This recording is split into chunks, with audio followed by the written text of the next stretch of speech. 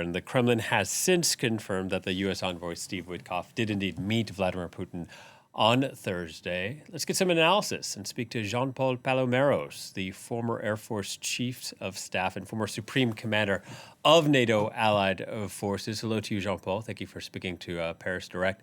Vladimir Putin says there's cautious optimism over the ceasefire deal. When you listen to his comments, did it sound like optimism or did it sound like skepticism? Well, I'm more on the skepticism part because we knew that Vladimir Putin is not keen to accept any ceasefire. He wants to pay himself some time to make sure first that he regains the Kursk enclave, if I may say so. And obviously the Russian forces are doing that now.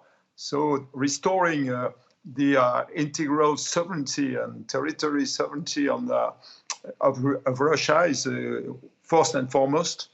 Secondly, he didn't change his mind about the his strategic goals, neutralizing Ukraine at the end, making sure that there is no real guarantee insurance on the long term, and so on and so far. So, but now this is true that the pressure has turned on to Mr. Putin, and it appears that Mr. Trump is pushing harder than we thought, perhaps initially, and then he is more balanced now towards keeping the support of Ukraine, which is a good news.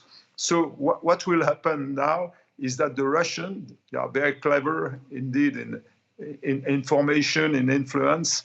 They will try to find a breach in the way of presenting the ceasefire, just to try to reverse the pressure back on the Ukraine, saying, you see, the Ukrainians are not accepting our vision of the ceasefire, so this is their fault, etc., etc. So now, and the final one is that how much, what can Mr. Trump do in addition to sanctions, etc., which will not have effect on the short term against Mr. Putin? And if he wants really to push Putin for a real ceasefire, he will have to put something very heavy on the table, this kind of discussion about the future architecture of security for Europe and this sort of things. I'm also wondering about transparency here. Steve Witkoff in Moscow on Thursday, meeting with Vladimir Putin. We have little to no details. We only had a confirmation from the Kremlin that the talks did happen. Why aren't there more details over that meeting? Witkoff allegedly bringing back some information to hand to Trump personally. Why don't we know more about what came out of that?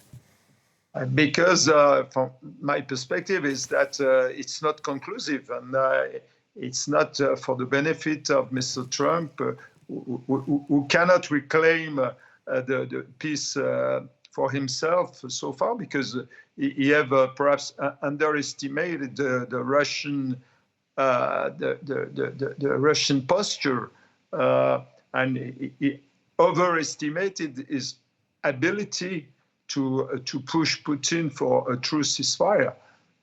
It's easier to put the pressure on the Ukrainian than on Russia for very obvious reasons. So, and now, as I said before, I mean, I think Putin and his team will have to realize that if they really want to push Putin, they will have to put pressure at the higher level, the strategic level, if I may say so. I'm wondering how they do that. The British Foreign Secretary, David Lammy, chiming in this Friday, he said it would be wrong for Putin to place any conditions on a ceasefire since Russia is the aggressor.